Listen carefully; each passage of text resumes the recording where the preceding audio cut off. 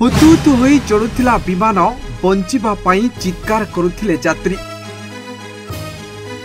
सामना को आसिबो सत विमान दुर्घटनार रहस्य खोलिबो ब्लैक बॉक्स। केमिति काहेकि हठात लागिला निया जलिला विमान छटपट हेउथिले यात्री।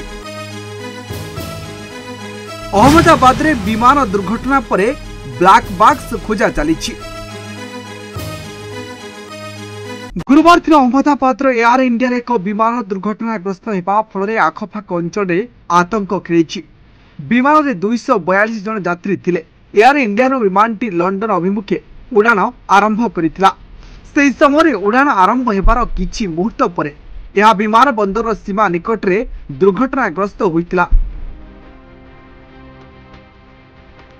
मिलता सूचना अनुसार घोड़ा कैंप निकट में विमान दुर्घटनार सूचना पाई अग्निशम विभाग 3टी दल घटनास्थल में पहुंची एवं रिलीफ एवं उद्धार कार्य जारी रही। उद्धारकारी दल ब्लैक बॉक्स खोजुछंती। ब्लैक बॉक्स विमान दुर्घटनार रहस्य उन्मोचन करिबो।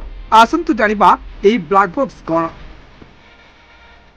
विमान दुर्घटना परे ब्लैक बॉक्स सबुठारु गुरुत्वपूर्ण उपकरण मध्यरु गोटे। एहार सहायतारे दुर्घटनार तदंत करा जाय जे विमान किपरि दुर्घटनाग्रस्त हैला, यह पछरे कोन कारण थिला, कॉकपिट रे पायलट एवं अन्य लोक माने कोन करुथिले।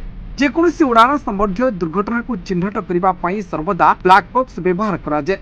यह विमान उड़ान समय घटुथिबा समस्त कार्यकलाप को रेकर्ड करे। एही कारणरो यहाकू फ्लाइट डाटा रेकॉर्ड एफडीआर मध्ये कुआ जाय। ब्लैक बॉक्स टी टाइटानियम धातु रे निर्मित होइताय, जहा द्वारा यह सुरक्षित रहिता। यह सहित भीतर कांथ गुड़िक एपरि भाबरे तयारी होइताय जे दुर्घटना घटिले मध्य ब्लैक बॉक्स सुरक्षित रहिता एवं दुर्घटना परे एथिरु समस्त सूचना मिलिथा। यह नाम सुनिले मने हो जे ब्लैक बॉक्स टी एक ब्लैक बॉक्स, किंतु यह आदौ सेपरि नुहे। ब्लैक बॉक्स टी यार नाम ठारू संपूर्ण भिन्न। यह कमला रंगर एवं यहाकू फ्लाइटर रेकॉर्डर मध्य कुआ जाय। ब्लैक बॉक्स टी बहुत शक्तिशाली। ब्लैक बॉक्स टी विमान पछ भागरे सुरक्षित भावरे रखा जाइथा। यह एक उपकरण जहाँ उड़ान समय विमान संपूर्ण तथ्य संग्रह करे। यार मुख्य कार्य होची विमान दुर्घटना किंबा कौनसी गुरुतर घटना समय कौन घटिथिला ताहा जानिबा। तथ्य संग्रह करिबा। प्रत्येक विमान में 2टी डाटा रेकॉर्डर थाए जहाँ परस्पर सहित संयुक्त।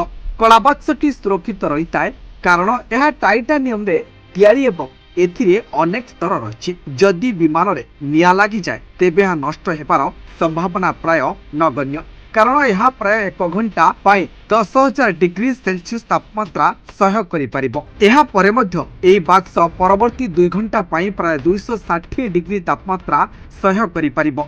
एहार एक विशेषत्व हेउछि यह प्राय 1 मास पर्यंत आलोक बिना काम करे। अर्थात दुर्घटनाग्रस्त विमान को खोजिबा पई समय लागिले मध्य बाक्स रे थिबा तथ्य सुरक्षित रहिता। Bureau report news 95 India.